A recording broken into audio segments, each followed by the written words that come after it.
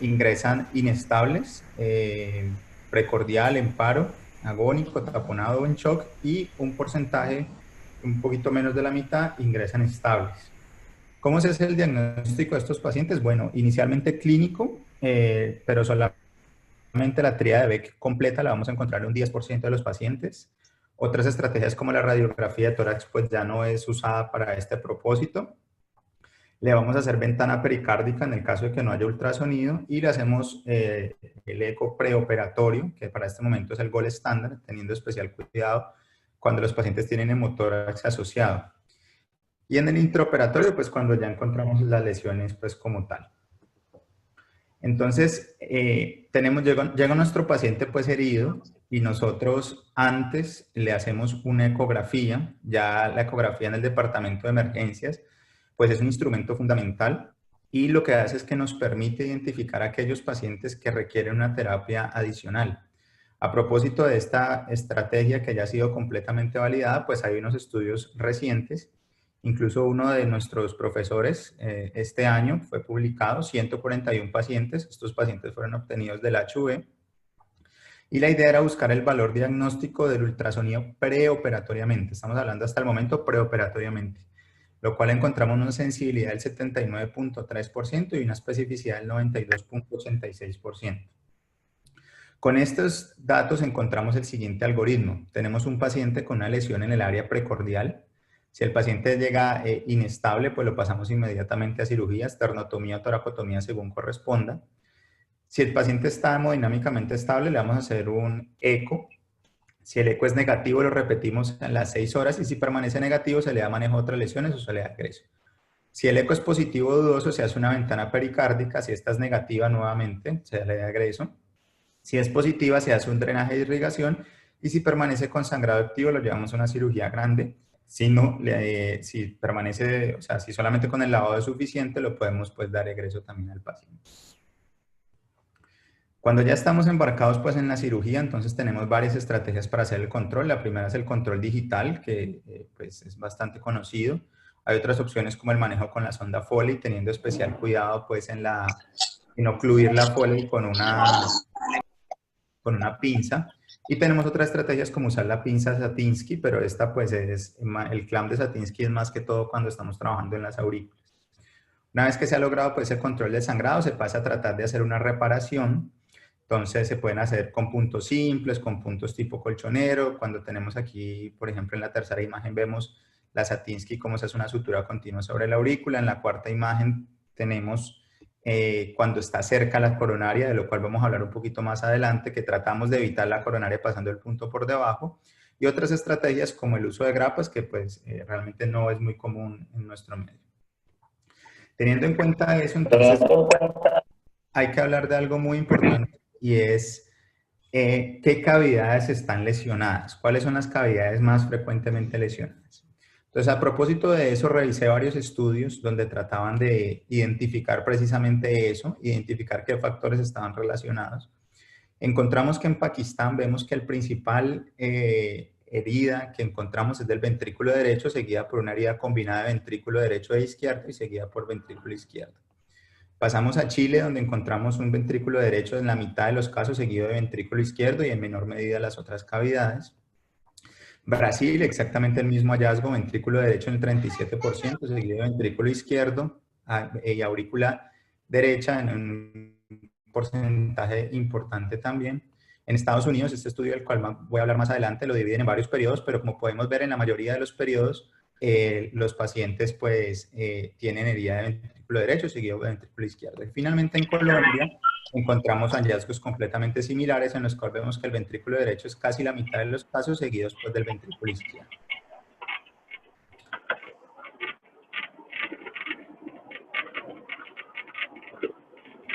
Una vez hemos resuelto esta situación en la que ya se ha logrado controlar el sangrado, que es lo que se busca precisamente en la cirugía, entonces vamos a hablar de algo que le denominamos las potenciales lesiones, es decir, son aquellas lesiones subyacentes que podemos encontrar en los pacientes, pero que no las vamos a ver en el momento de la cirugía, porque pueden ser lesiones más profundas o lesiones menores. Entonces las clasificamos con un índice de lesiones y las vamos a ir viendo una por una. La primera es tener una hemorragia de origen no cardíaco. Como podemos ver acá en esta imagen, estamos viendo un ventrículo hiperdinámico y esto se revela en el ecocardiograma posoperatorio y eso es lo que nos hace pensar es que el paciente pues está hipovolémico.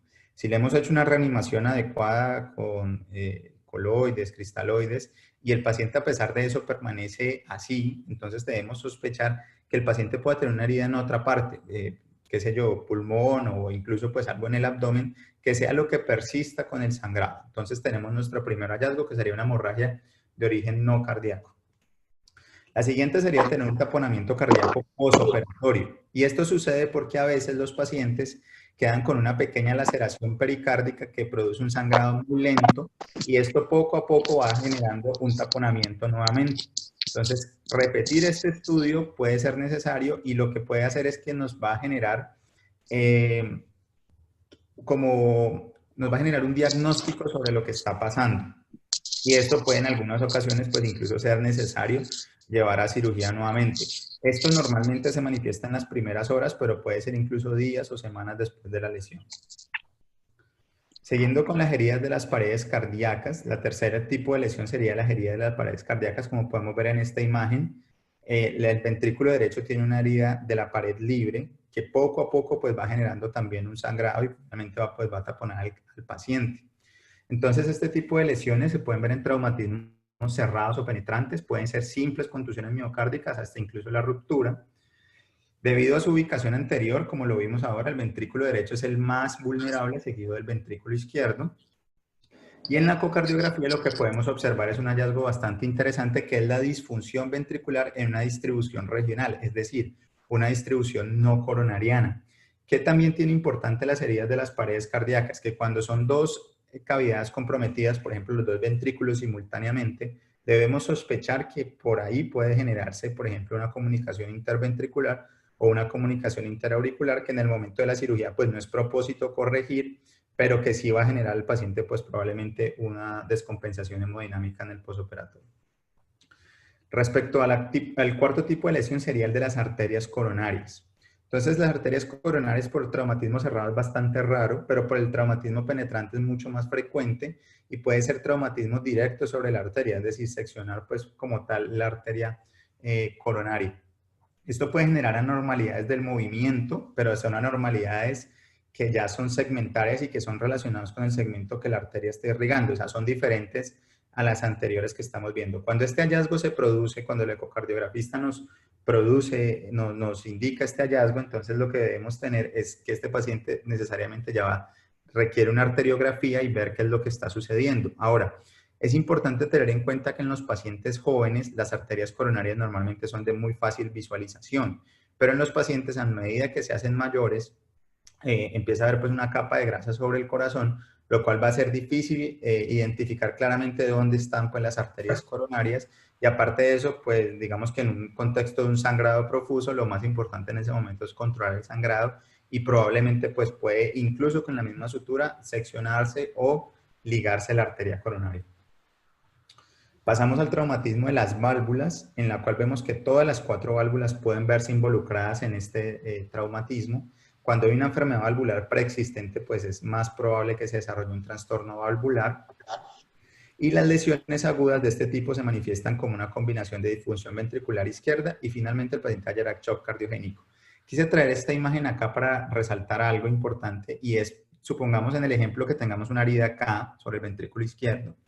Esa herida pues va a generar pues un sangrado que se va a tratar de controlar, pero es importante resaltar que las válvulas tienen un componente subvalvular, es decir, todo lo que serían los músculos papilares y las cuerdas tendinosas. Cuando hay una lesión, por ejemplo, de una cuerda tendinosa, eso también va a generar una insuficiencia cardíaca aguda, como la podemos ver en este caso, en el que vemos en esta ecocardiograma claramente como la valva de este lado no se mueve, lo cual nos produce un flujo de regurgitación excéntrico con una vena contracta bastante grande. Lo que nos está indicando es que el paciente en este momento está cursando con una insuficiencia mitral severa y que probablemente va a necesitar una estrategia adicional de reparación. Este paciente, si pudiéramos saber cómo estaría hemodinámicamente, seguramente estaría bastante comprometido. Es importante de las válvulas que probablemente el ecocardiografista las vea en un momento que hay algún tipo de lesión o algún tipo de anormalidad en ella e indique la realización de un ecocardiograma transesofágico. Entonces aquí tenemos otra indicación de un estudio adicional que sería secundario pues al eco transtorácico. Seguimos con la aorta torácica, que normalmente realmente no es tan común verla en un traumatismo abierto, perdón, sino es más común de los traumatismos cerrados. Es de importancia resaltar el ligamento de Botali, que es el sitio como de anclaje de la aorta, porque este ligamento a partir de ahí se pueden producir pequeñas disrupciones que van a generar finalmente una disección aórtica aguda. Ahora, si bien no es propio de un traumatismo penetrante, sí podría verse en el contexto de un politraumatismo, por ejemplo, un paciente en una riña que recibe puñaladas, no sé qué, puños, patadas, porque este paciente solamente se necesitan 70 kilómetros por hora de esa aceleración para generar incluso una lesión y podemos ver casos tan dramáticos como este, donde vemos la luz verdadera, que es esta, la luz verdadera de la aorta, y vemos acá la luz falsa, que incluso está siendo en este momento mucho más grande, lo que va a producir una descompensación de hemodinámica importante. Pasamos pues a las lesiones eléctricas. Estas lesiones, como las podemos ver, el corazón está bastante bien inervado. Todo su sistema de conducción recorre por completo los ventrículos. Y si tenemos una lesión, pues acá nuevamente nos enfocamos en tratar de controlar el sangrado y en corregir esa lesión. Y la parte subyacente de eso, que podría ser una lesión de la parte eléctrica del corazón, podemos ver que va incluso desde taquicardias sinusales simples en los traumas penetrantes y cerrados, hasta taquicardias o fibrilaciones ventriculares, pues lo cual nos va a llevar pues, al paciente en estado de paro. Teniendo en cuenta todos estos espectros de lesiones secundarias que mencioné, entonces volvemos al mismo punto donde empezamos. ¿Será necesario hacer un ecocardiograma siempre a todos los pacientes o selectivamente? Y para eso vamos a revisar la literatura. Entonces, primero mencionar que el ecocardiograma pues, es una estrategia que nos permite evaluar completamente el corazón, su función ventricular, y aparte de eso, medir los diámetros de la vena cava inferior. También permite describir cualquier patología mortal, como el taponamiento, la ruptura de las coronarias y la disfunción valvular, mirar lesiones asociadas, como incluso complicaciones de las mismas, y un punto bastante importante que es el desarrollo de trombos intracardíacos, que ya lo vamos a hablar más adelante. Normalmente esta estrategia es subutilizada en el contexto de trauma, pero recordemos que es una estrategia que no es costosa, que se puede hacer de cabecera, que se puede hacer incluso en la misma UCI y no es invasiva. Entonces, pues tendría algunas ventajas. Para hablar de qué tanto qué tanta literatura hay al respecto, vamos a partir del primer y único estudio que se ha hecho sobre esto. Es un estudio del doctor Mattox en 1985. Se hicieron 204 pacientes con heridas cardíacas. Quiero resaltar la edad de los pacientes, 26, más o menos 9 años, es decir, pacientes muy jóvenes. La distribución, como podemos ver ahí, del tipo de lesiones. Y 76 pacientes, es decir, el 37%, murieron en la sala de operación del departamento de emergencias. Esto nos deja con 128 pacientes sobrevivientes, de los cuales a esos 128 le hicieron a 40 estudios adicionales en los primeros 20 días. ¿Cuál era el criterio? Que el paciente tuviera síntomas o examen físico anormal. ¿Qué es importante resaltar? Como vemos en la tabla de la derecha, de la parte de arriba, vemos que de los 40 le hicieron algún tipo de estudio que podía ser ecocardiograma, cateterismo o incluso combinadas. De los 40 pacientes que le hicieron este estudio, 8 pacientes en total requirieron una segunda cirugía para corrección. Principalmente estas cirugías cuando se producían pues, comunicaciones interventriculares. Ahora, ¿qué limitación grandísima tiene este estudio? Es que los pacientes no nos aclaran por cuáles fueron aquellos hallazgos en el examen físico, cuáles fueron aquellos síntomas, es decir, cuáles fueron los criterios para seleccionar estos 40 pacientes. Realmente el artículo no es claro en mencionar esta parte, pero sí quiero mencionar algo importante y es que, miren, si nos damos cuenta de la estancia hospitalaria sin estudios y la estancia hospitalaria con estudios, no hay una diferencia estadísticamente significativa, se cruzan en sus intervalos. Eso quiere decir que hacer un estudio adicional como este no va a retrasar la estancia hospitalaria del paciente, que podría ser una de las preocupaciones que tuviéramos con respecto a esto. Como no encontramos algunos estudios, precisamente ensayos clínicos o algo así, que tratara de comparar el uso o no, entonces nos vamos a los estudios descriptivos, que de estos hay varios, sobre cuáles son los factores de riesgo asociados a la mortalidad en pacientes con trauma cardíaco. El estudio más grande que se ha hecho hasta el momento incluye 2016 pacientes, se publicó en el 2016 también.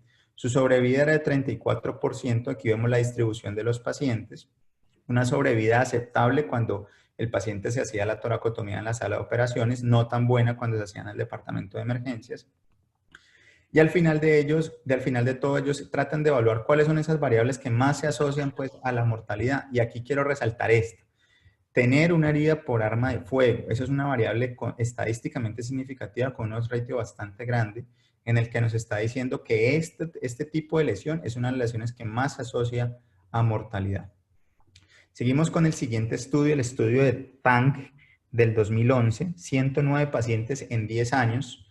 Todos estos pacientes de este estudio fueron llevados a NECO posoperatorio intrahospitalario. Es importante resaltar esto, los 109 fueron llevados. De esos 109 encontró en 19, es decir, en el 17.4% de los casos, alguna normalidad secundaria. Como podemos ver, pues las normalidades son bastante variables. Vemos nuevamente lo que les decía, la distribución, casi siempre ventrículo derecho, el 3% tenían múltiples cámaras cardíacas. Y aquí les quiero mostrar esta tabla que se ve un poquito tediosa, pero aquí vamos a ver en este número el número de paciente. Acá la edad de los pacientes, como vemos en general son pacientes relativamente jóvenes. Acá vemos qué tenía herido, ventrículo derecho, ventrículo izquierdo, qué se le hizo, esternotomía, toracotomía, bueno. Y acá vemos algo muy importante, es qué complicaciones tuvieron los pacientes. Las complicaciones fueron bastante variadas, trombos en el ventrículo izquierdo, trombos en el ventrículo derecho, aneurismas, bueno, diferentes cosas. Pero ¿qué es lo que quiero resaltar? Es qué manejo se le dio a esos pacientes. Como podemos ver, estos 3 primeros pacientes se les dio anticoagulación, después a algunos no se hizo nada con ellos, algunos fue necesario cardiovertir, manejo médico que no especifican cuál fue, y los demás pacientes todos fueron llevados a manejo médico. Es decir, que todos estos pacientes, así sea que no fueron llevados a cirugía, porque es de resaltar que en este estudio ninguno de estos 19 fue llevado a una segunda cirugía, sí es de resaltar que estos pacientes necesitaban algo más, necesitaban un segundo manejo médico o alguna cosa adicional. Por tal razón, ellos concluyen esto, que todos estos pacientes debe ser garantizado un ecocardiograma antes del egreso. Sin embargo, la mayoría de estos puede ser manejada sin necesidad de una segunda intervención. Más cerquita, en Chile, en el 2019, publicaron sus hallazgos, un doctor de apellido González también, 220 pacientes en 27 años de seguimiento. Los manejaron con diferentes estrategias, como vemos nuevamente también el ventrículo derecho, y ellos encontraron cuáles eran las lesiones que más frecuentemente tenían estos pacientes. Entonces, como podemos ver acá, vemos el total, ¿cierto? De todos estos pacientes, 9 tuvieron un shunt, 2 tuvieron una lesión valvular y 14 tuvieron algún tipo de lesión de las coronarias. Pero de esos, 7 fueron llevados a cirugía, 1 de parte de lesión valvular. Este paciente cabe resaltar que no se llevó a lesión, no se llevó a cirugía porque el paciente no quiso, el paciente no aceptó manejo quirúrgico, y 4 fueron llevados a algún tipo de cirugía para corregir las lesiones de las coronarias. Es decir, el 5.45, 12 pacientes requirieron una segunda cirugía, un valor que no es despreciable. Y nuevamente ellos trataron de identificar cuáles eran los factores de riesgo que más se asociaban con morbilidad, deterioro neurológico o mortalidad. Entonces, ¿qué encontraron ellos? Que las lesiones del ventrículo izquierdo, como lo podemos ver acá señalados con un asterisco, se relacionan con más aumento de la mortalidad, y tener 2 o más lesiones cardíacas, es decir, múltiples cámaras cardíacas, también se asocia con un aumento de la mortalidad estadísticamente significativa. Por lo tal, ellos textualmente refieren que es necesario realizar ecocardiografía para la detección intracardíaca, que puede ser desapercibida, y eso es lo que queremos resaltar en este trabajo que hicimos, que puede estar presente hasta en un 5% de los casos. En Medellín, en el 2010, el doctor Castaño evaluó 51 pacientes con trauma penetrante que tuvo durante un año. Su propósito era diferente, él quería mirar qué factores de riesgo estaban asociados para el desarrollo de un infarto agudo de miocardio. ¿Qué encontró él? Que el 11% de estos pacientes, es decir, 6, tuvieron un infarto con lesión coronaria, es decir, su trauma penetrante les generó una lesión coronaria. Mientras que el 19.6% también presentó un infarto agudo de miocardio sin lesión coronaria. Solamente encontró como un factor de riesgo adicional tener una escala de Glasgow menor a 9 para el desarrollo de un infarto sin lesión coronaria, con un riesgo relativo de 11,55. Pero, ¿qué nos dice este estudio si lo analizamos un poquito más? Es decir, 19 más 11 nos está hablando que más o menos el 30% de los pacientes, es decir, un tercio de nuestros pacientes van a tener un sufrimiento del ventrículo, ya sea asociado a una lesión coronaria o sin esa lesión coronaria. ¿Por qué puede pasar esto? Pues porque con la lesión coronaria el mecanismo es claro, pero cuando no, estamos hablando de un corazón que está sufriendo, que probablemente un paciente que está hipovolémico, un ventrículo que está aturdido, que va a requerir un aumento del consumo de oxígeno y en ese momento no lo hay, es decir, que va a sufrir un infarto, algo similar a un infarto tipo 2. ¿Cómo detectaban ellos estos pacientes? Hacían tres cosas. A todo el mundo le tomaban electro, a todo el mundo le tomaban troponines y a todo el mundo le tomaban ecocardiograma. Es de especial importancia resaltar que el electro y las troponinas en los pacientes con trauma cardíaco penetrante generalmente están alteradas, tienen algún tipo de alteración que puede ser secundaria al trauma o incluso a la reparación, pero al asociar las tres, pues ya lograron encontrar los pacientes. ¿Qué concluyen ellos? Que la búsqueda debe ser activa, debe hacerse en todos los pacientes que tengan heridas penetrantes, incluso aquellos sin lesión coronaria o síntomas que sugieran isquemia coronaria. 2011, 275 pacientes. Este es el estudio no más grande en cantidad de pacientes, sino más largo a través del tiempo. 36 años un estudio. Ellos lo que querían era buscar los análisis de mortalidad y factores de riesgo asociados. Dividieron su estudio en 3 periodos de 12 años cada uno. Quiero resaltar acá lo que decía al principio. Como vemos al principio, los pacientes le hacían periocardiocentesis, ventanas pericárdicas, incluso toracotomías. Poco a poco eso fue cambiando hasta que en el momento manejan algoritmos similares a los nuestros, donde vemos que a la mayoría de los pacientes le hacen una ecografía preoperatoria y con esto detectan o descartan las lesiones y ya la periocardiocentesis ya salió pues del contexto del trauma. ¿Qué encuentran ellos? De toda la cantidad de variables que analizaron, encuentran las siguientes como una asociación más alta de mortalidad. ¿Qué encuentran? Tener más de una cámara lesionada, como ya lo hemos mencionado, que el paciente llegue con presión arterial menor de 90, que tenga lesiones de más de una cavidad, es decir, por ejemplo, abdomen asociado, pelvis asociado. Esas lesiones también se asocian pues a un aumento de la mortalidad. En el 2007, la doctora Villegas, en Medellín, hizo un estudio de 204 pacientes del 97 al 99 y ella hace exactamente lo mismo. ¿Qué encuentra ella? Que el choque y la arritmia intraoperatoria se asocian independientemente con la mortalidad, con los odds ratio que tenemos allí mencionados.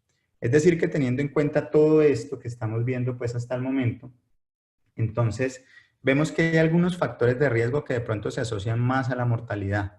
Pero hay algunas cosas que no tienen hasta el momento un nivel de evidencia ni siquiera bajo, ni siquiera estudios de este tipo, estudios descriptivos. Pero ¿qué dicen los expertos entonces al respecto? El doctor Demetriades dice que todos los pacientes deben ser evaluados temprano y tardíamente con electro y ecocardiograma. Muchas de estas anormalidades no pueden detectarse, él incluso refiere que debe hacerse incluso un nuevo eco un mes después de la lesión. El doctor Belmaos dice que todos los pacientes antes de dárseles alta debe asegurárseles un ecocardiograma para detectar daños en los tabiques cardíacos o en las válvulas. Dice que los pacientes hay que auscultarlos diariamente buscando soplos, incluso otras anormalidades, pero si están ausentes, incluso así hay que hacerles un ecocardiograma tan pronto sea conveniente. Y por último, el doctor Mull dice que los pacientes pueden tener anormalidades valvulares o incluso fístulas intracardíacas. El examen clínico posoperatorio y el electro no son confiables. Se le recomienda la ecocardiografía a todos los pacientes antes del alta. Y debido a que la incidencia es tan alta como el 56%, requiere un segundo ecocardiograma 3 o 4 semanas después de la lesión. Cuando uno se va a ver estos tres autores de dónde sacan datos, todos se remiten al estudio que les mostré inicialmente, al estudio del doctor Mattox de 1985. Es decir, que estamos hablando de que ellos siguen con esta práctica a pesar de que no hayan estudios que digan lo contrario. Y es de resaltar también que los libros que estoy mostrando son todos de estos últimos 10 años. Por tal razón hemos agrupado en unos que consideramos factores de riesgo. Estos factores de riesgo, los que tienen asterisco significa que tienen algún nivel de evidencia. Los que no son los que consideramos pues que también son importantes.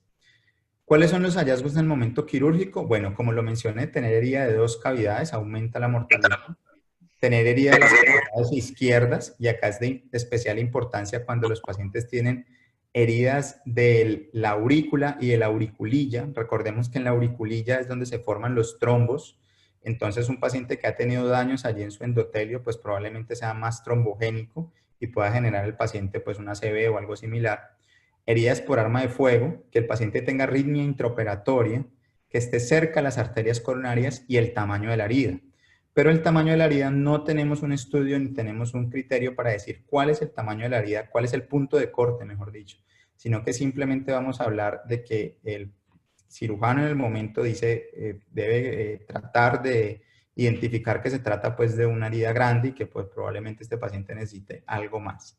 ¿Cuáles son los signos de alarma en el posoperatorio? Tener soplos, tener descompensación hemodinámica, tener shock refractario, cambios en el electrocardiograma, signos de falla cardíaca o haber presentado pues, un episodio de ACV. Para concluir, hasta el momento no hay ensayos clínicos que comparen el uso o no de la ecocardiografía posoperatoria. Todos son descriptivos, pero en todos usan la ecocardiografía posoperatoria y expertos a nivel mundial recomiendan esta práctica antes del alta. Por tal razón, el algoritmo del que ya hablé hace poquito nos dice todo nuestro diagnóstico de las heridas cardíacas y lo único que queremos es agregar a este algoritmo este pequeño punto acá abajo, que es después de que el paciente se ha llevado a cirugía, le debemos hacer un ecocardiograma postoperatorio tan pronto como sea posible. Y eso es todo. Muchas gracias.